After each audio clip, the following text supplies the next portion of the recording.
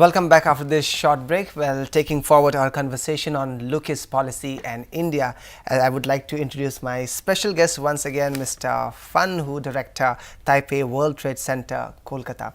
Well, we were just discussing when we were on the break that, like when we boost up the ties between the South Asian countries and Northeast, we will be able to be more closer to these countries. Like the geographical distance with our Indian capital Delhi is far, and most people have already started going to countries like Bangkok for shopping. Of course, the business part has not yet started. So how do you see this trend personally? I think In terms of business, of course.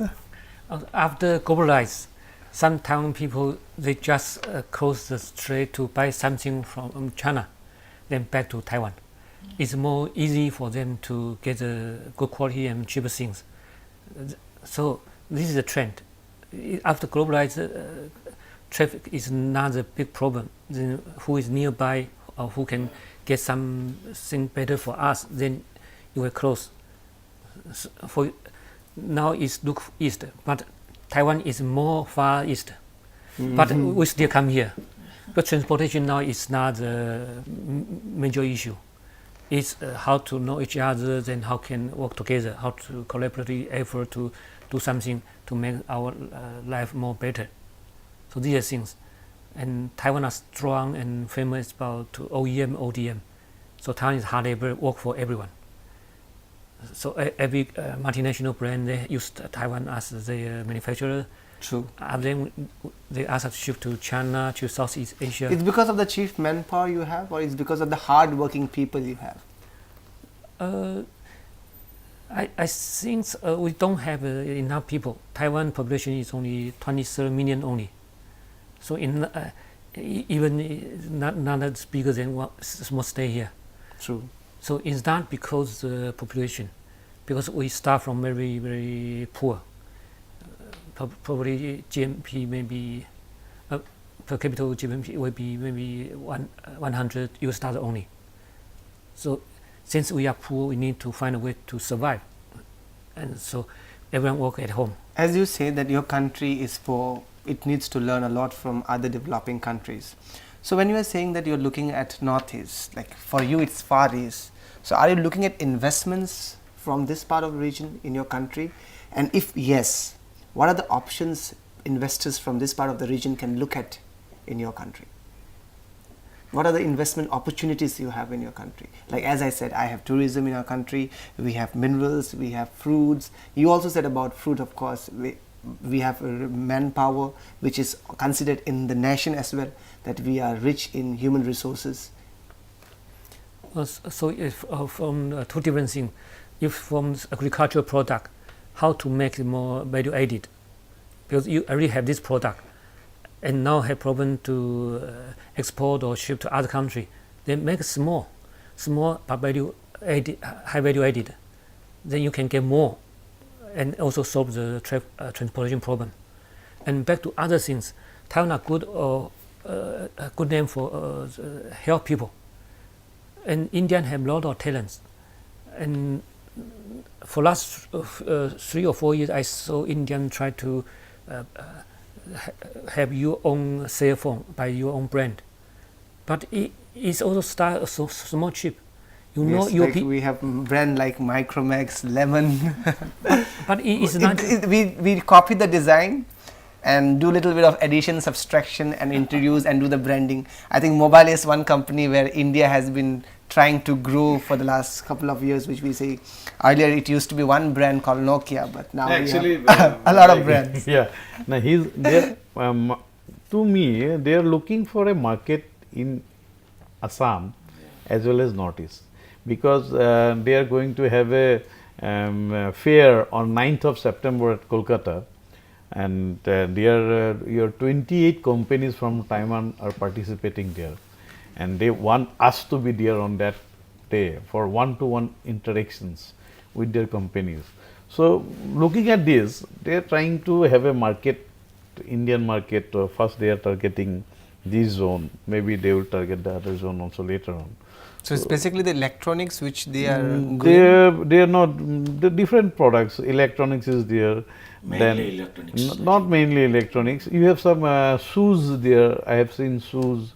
they're very good in clothes also. Then clothes also you I have. think we come. What are the companies coming on that you're among the 28 companies you just? Oh, there are 28 companies, but before they come, they already try to know this market.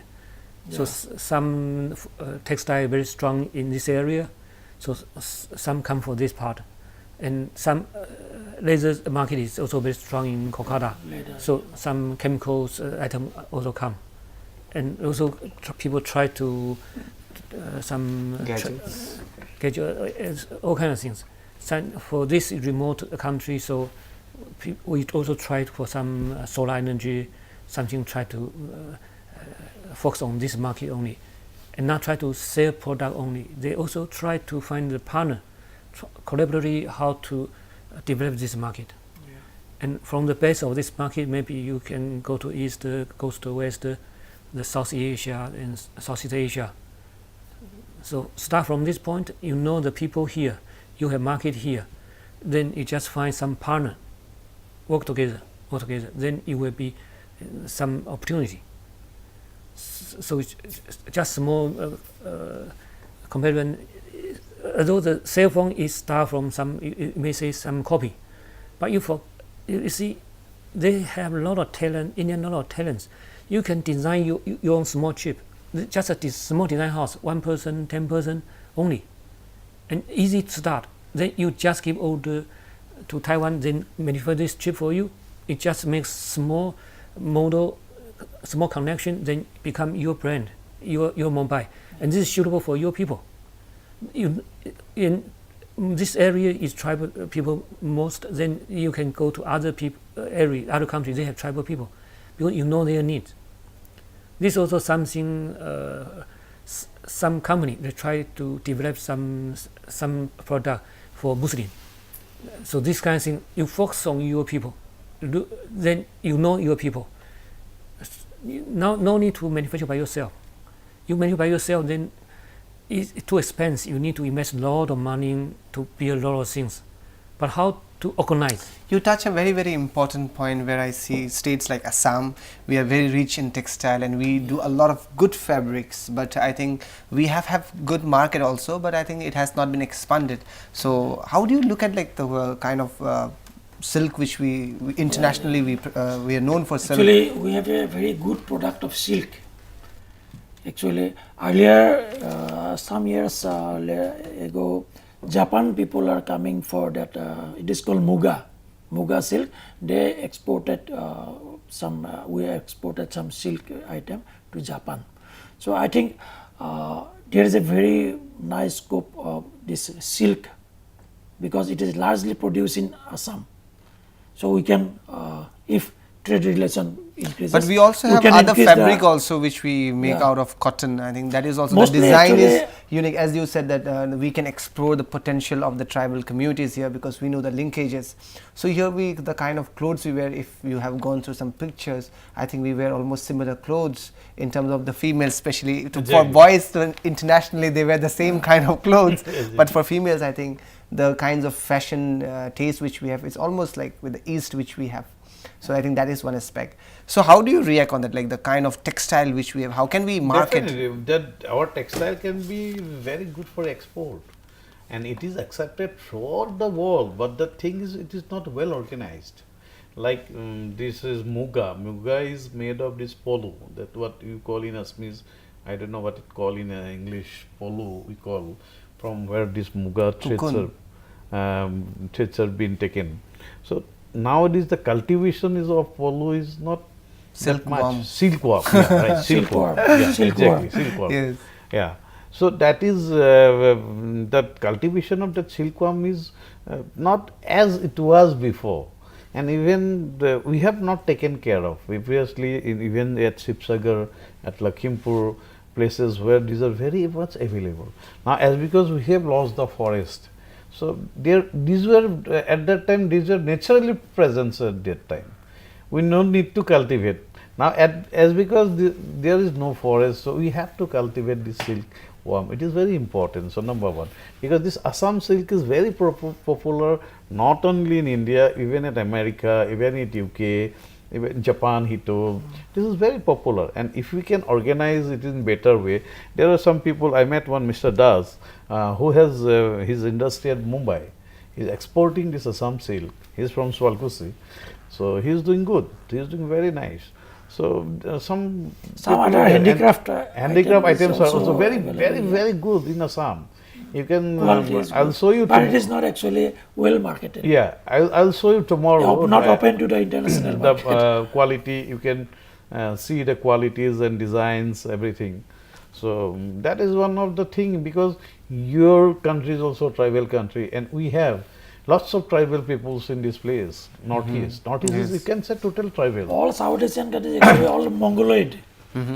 I think let's come to one point, like when we talk about tourism, I think tourism has been the core aspect, like when in terms of India, when we say Northeast, we promote this region as a tourism hub of this country.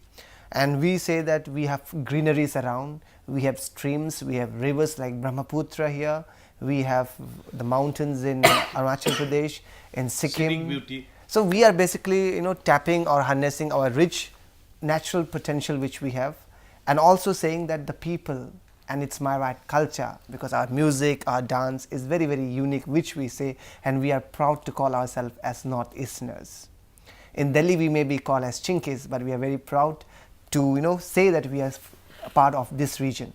So people from this part of the region, when they look at tourism sites, they look at, they want to look at buildings, they want to go for shopping, because the greeneries and the people and the culture they have here. For people who are in America, for them it is something new. They get to see rural people, they get to see ancient culture which is still prevalent here. For them it is interesting. For us to go and see culture, sometimes it looks mundane for us. So we try to look at infrastructure. We like to see something which is modern. It is basically the common people which they see. So what your country has to offer for tourists, especially from this part of the region, who would like to visit Taiwan? I think Taiwan people visit Bhutan, Nepal very frequently. And Bhutan is almost similar. so this is what I'm trying to say. It's the same thing, but how they attract people to go. Okay. So your people very frequently visit Nepal and Bhutan. Yeah. Oh, that is very interesting. Then they can come to Assam also. We have lots of beauty views. Same. So it's same. They know this area very less, but if we can promote this area, then they will know there's some natural things, there are things they can come, they can see. But I want to know. I think what point here touches about promoting this part of the region, branding. Exactly. Like Bangkok and Malaysia, they put a lot of television and publicity advertorials across India. But when it comes to promoting, we have an organization, India Tourism, which is entrusted with this responsibility of promoting Northeast and India. But I think in few countries they promote. But I think countries like Taiwan have been left out. Like we are not being promoted there. Let me small thing. Indian High Commission in Taipei, they work very hard. They even have some Indian tourism map. So they try, but the thing is how much they are not being able to market. They are not being able to convince because they don't have good officers. Well, we'll head in for a short break. When we come back on the other side, we'll discuss more. Actually,